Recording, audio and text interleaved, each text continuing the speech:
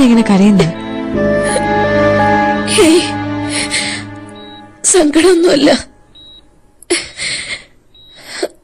എന്തിനാ സങ്കടപ്പെടുന്നത്? എനിക്കെന്തെങ്കിലും പറ്റിയാൽ തന്നെ എന്റെ സ്ഥാനത്ത് നീയില്ലേ. നിനക്ക് എന്ത് പറ്റാൻ? നിന്റെ സ്ഥാനത്തിന് പകരക്കാരിയാകാനൊന്നും എനിക്ക് പറ്റില്ല. ഇവിടെ നിന്ന് നിത്യേന കേൾക്കുന്നത് നിന്റെ പേടിയുടെ കഥകളാ.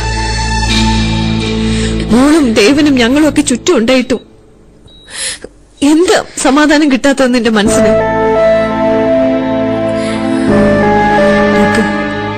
നിന്റെ വാക്കു മാനിച്ച് എത്ര വലിയ പ്രോജക്റ്റുകളാ ദേവൻ ഉപേക്ഷിച്ചത്. ആദർശം സോഫിയും ഒക്കെ പൊട്ടിത്തെറിച്ചിട്ടും അതില് എന്തെങ്കിലും മാറ്റങ്ങൾ ഉണ്ടായോ?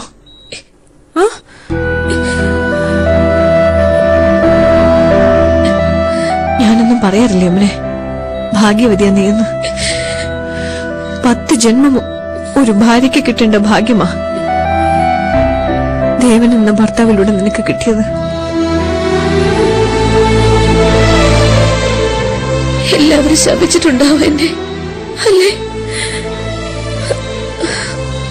ശപിക്കട്ടെ. ഒരിക്കൽ എല്ലാവരും തിരിച്ചറിയും. സന്ധ്യ, നിനക്കിവിടെ തന്നെ നിന്നൂടെ? ഞാനെപ്പോഴും വരുന്നുണ്ടല്ലോ. അതല്ല, ഇവിടെ ദേവേട്ടനെ ഒന്ന് ആശ്വസിപ്പിക്കാൻ.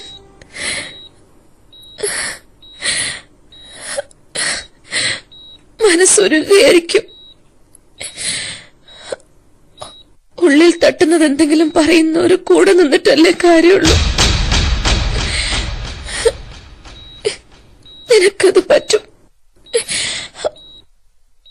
കുറച്ച് സ്വാതന്ത്ര്യത്തോടെ സ്നേഹത്തോടെ ഒക്കെ നീ പെരുമാറണം ദേവേട്ടനോട്.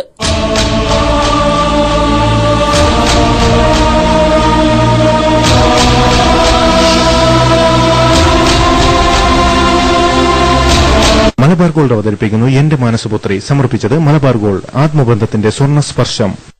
ഡാബർ ദശമൂലാരിഷ്ടം ഭീമ